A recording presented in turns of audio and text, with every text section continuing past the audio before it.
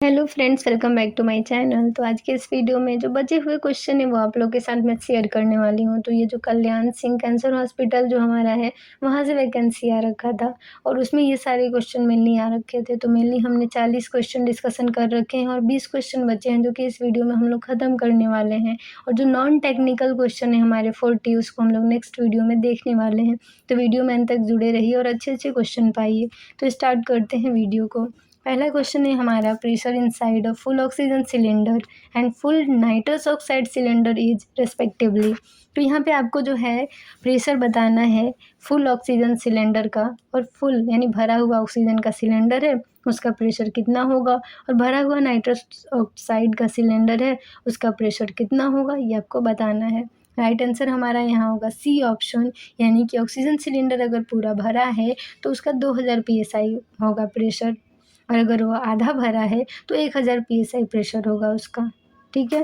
और जो nitrous oxide cylinder है उसका प्रेशर होगा 750 PSI जी। ठीक है। तो ये हमारा मेनली प्रेशर है जो कि आपको याद होना चाहिए।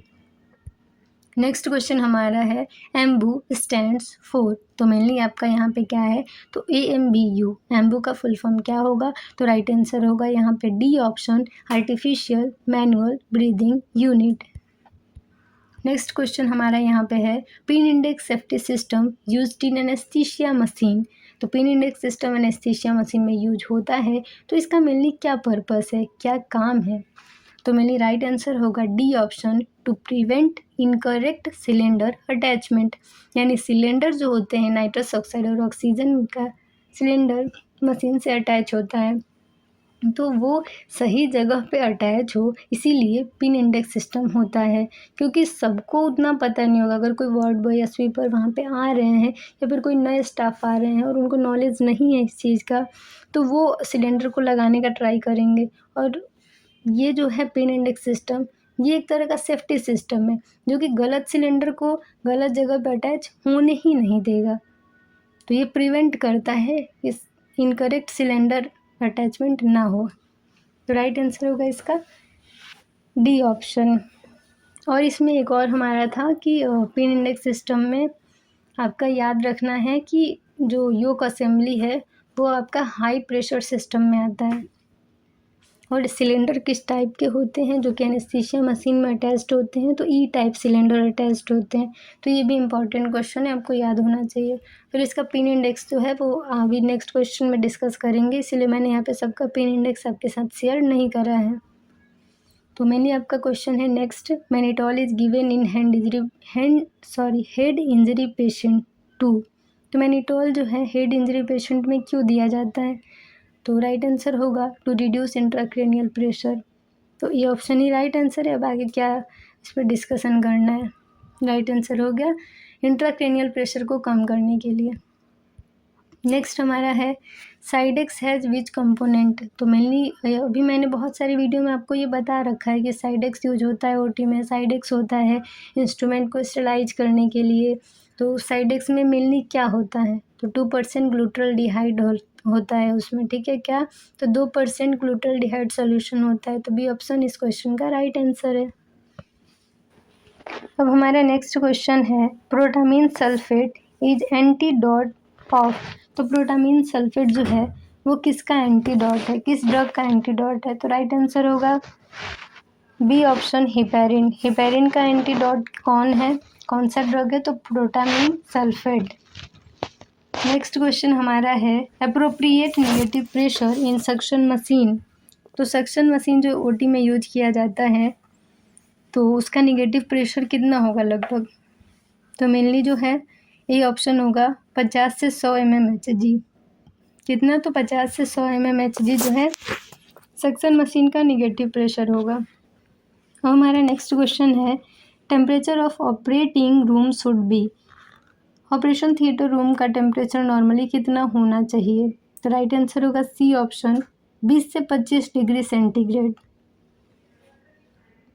अब हमारा नेक्स्ट क्वेश्चन है which of the following is not a contraindication of giving spinal anaesthesia. तो इसमें बताना है कि स्पाइनल एनेस्थीसिया 4 ऑप्शन है। ठीक है, तो 4 ऑप्शन में से 3 ऑप्शन में आप स्पाइनल एनेस्थीसिया नहीं दे सकते हैं, लेकिन एक ऑप्शन कौन सा है जिसमें आप स्पाइनल एनेस्थीसिया दे सकते हैं, तो वो ऑप्शन बताना है। तो मेनली 3 ऑप्शन है, head injury, coagulopathy, patient refusal. ये 3 ऐसे ऑप्शन है जिसमें आप स्पाइनल नहीं दे सकते हैं। पेशेंट मना कर देगा तो आप कैसे दे देंगे, उनके कंसेंट के बिना उनको स्पाइनल नहीं दे सकते। कोगुलोपैथी डिजॉर्डर है तो उसमें भी स्पाइनल एनेस्थीसिया नहीं दिया जाता है। और हेड इंजरी हो रखा है तब तो बिल्कुल भी स्पाइनल एनेस्थीसिया अवॉइड करेंगे, नहीं देंगे। ओल्ड एज में स्पाइनल एनेस्थीसिया दे सकते हैं, तो इस क्वेश्चन का राइट आंसर होगा डी ऑप्शन। अब हमारा नेक्स्ट क्वेश्चन है, pin index for nitrous oxide, air, oxygen is respectively. यहाँ पे आपको एक ही साथ तीन गैसेज का पिन इंडेक्स बताना है। पहला है नाइट्रस ऑक्साइड जिसका होता है 3, 5। दूसरा है एयर जिसका होता है 1, 5। तीसरा होता है ऑक्सीजन जिसका कितना होता है पिन इंडेक्स, तो 2, 5। तो सबका पिन इंडेक्स सुन लिए, तो राइट आंसर भी बता दीजिए, सी ऑप्शन। अब हमारा नेक्स्ट क्वेश्चन है, विद रिस्पेक्ट टू एनेस्थीसिया के रिस्पेक्ट में आपको बताना है कि पीसीए का फुल फॉर्म क्या होगा। राइट आंसर होगा सी, पेशेंट कंट्रोल्ड एनाल्जेशिया। अब हमारा नेक्स्ट क्वेश्चन है, capnography monitor is a device that measures. तो आपने देखा होगा एनेस्थीसिया मशीन में कैप्नोस्टेट होता है, मेनली वो कैप्नोग्राफी यानी कि EtCO2 का ग्राफ शो करता है, ठीक है। तो कैप्नोग्राफी मॉनिटरिंग एक ऐसा डिवाइस है जिसका यूज किस लिए करते हैं, यही तो आपको बताना है। राइट आंसर होगा इसका सी ऑप्शन। जो आप सांस छोड़ते हैं तो उस जो आप एक्सहेल कर रखे हैं उसमें CO2 का क्या कंसंट्रेशन है, ये बताएगा आपका कैप्नोग्राफ। ठीक है, यहाँ तक क्लियर हो गया। नॉर्मल EtCO2 का रेंज कितना होता है, नॉर्मल रेंज तो वो होगा 35 यानी 35 से 45, 35 से 45 mmHg।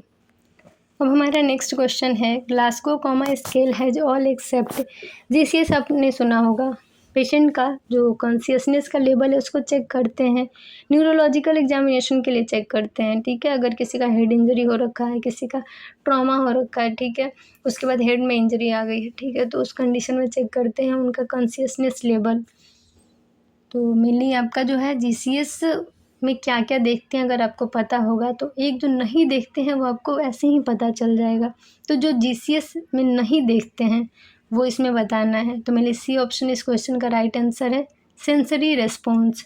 सेंसरी रेस्पॉन्स हम लोग नहीं देखते हैं, जब GCS करते हैं तो उसमें हम बस देखते हैं EVM, यानी कि आई ओपनिंग रिस्पॉन्स चेक करते हैं, V से वर्बल रिस्पॉन्स चेक करते हैं और M से मोटर रिस्पॉन्स चेक करते हैं। इसका हाईएस्ट स्कोर होता है 15 और लोएस्ट स्कोर यानी मिनिमम स्कोर होता है 3। अब हमारा नेक्स्ट क्वेश्चन है, the ideal method of opening the airway of a patient in cardiac arrest who is suspected to have cervical spine injury.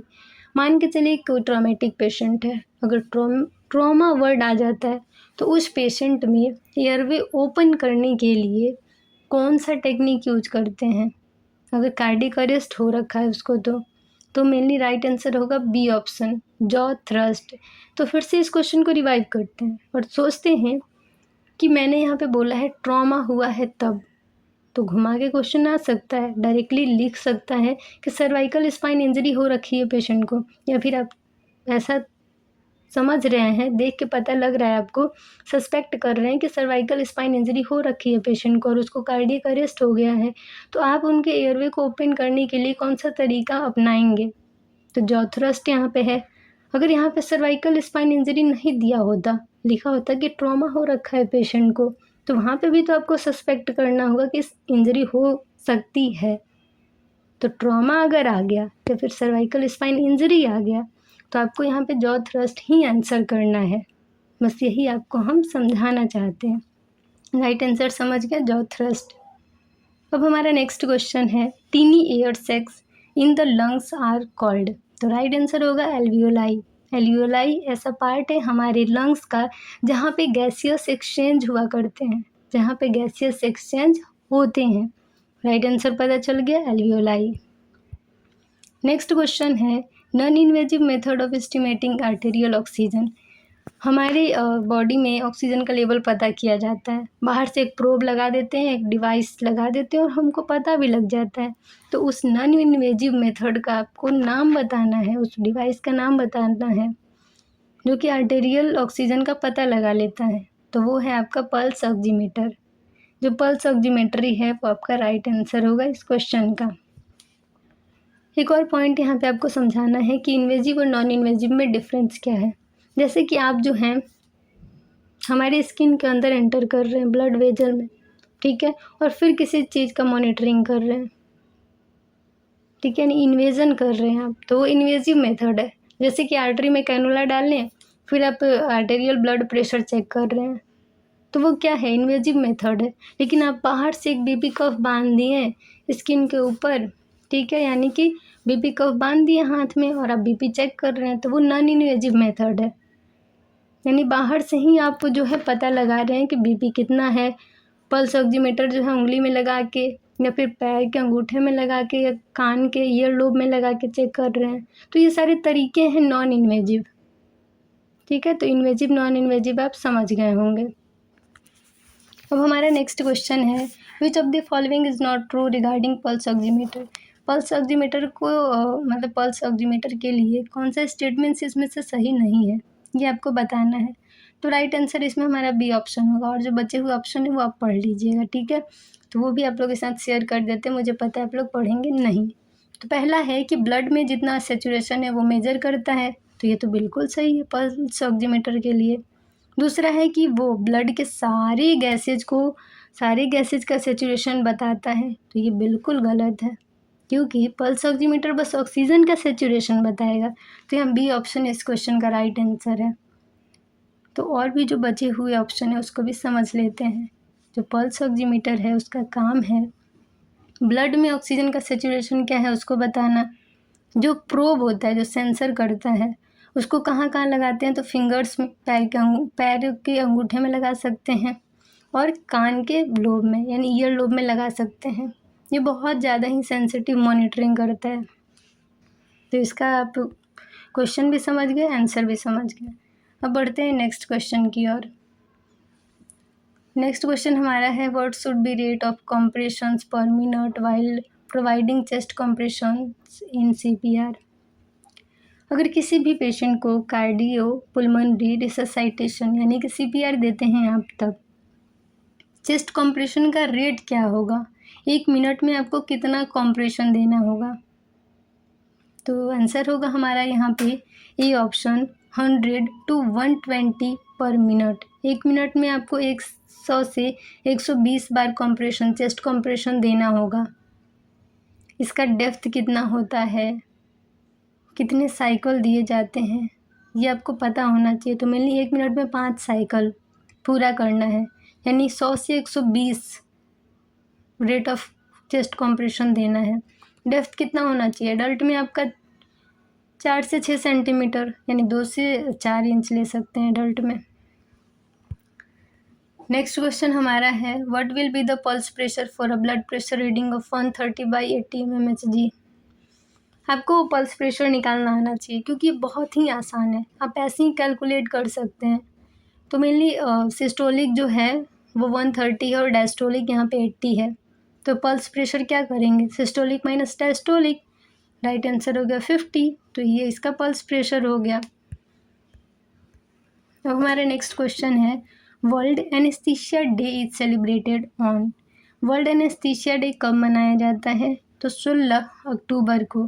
कब, तो 16 अक्टूबर को विश्व एनेस्थीसिया दिवस मनाया जाता है। तो इस तरीके से इस वीडियो को यहीं पे एंड करते हैं। मैं उम्मीद करती हूँ ये सारे क्वेश्चन आपके आगे के एग्ज़ाम के लिए आपको बहुत ज़्यादा हेल्प करेंगे। तो thank you for watching my video. Channel पे नए हैं तो चैनल को भी सब्सक्राइब कर दीजिए, शेयर कर दीजिए, बेल आइकन को प्रेस कर दीजिए, ताकि आपको सारी लेटेस्ट वीडियो की अपडेट्स मिलती रहें। अगर कुछ भी डाउट हो, कुछ भी कन्फ्यूज़न हो, वीडियो सही ना लगे या समझाने का तरीका सही ना लगे, तो आप कमेंट सेक्शन में कमेंट कर सकते हैं। Thank you.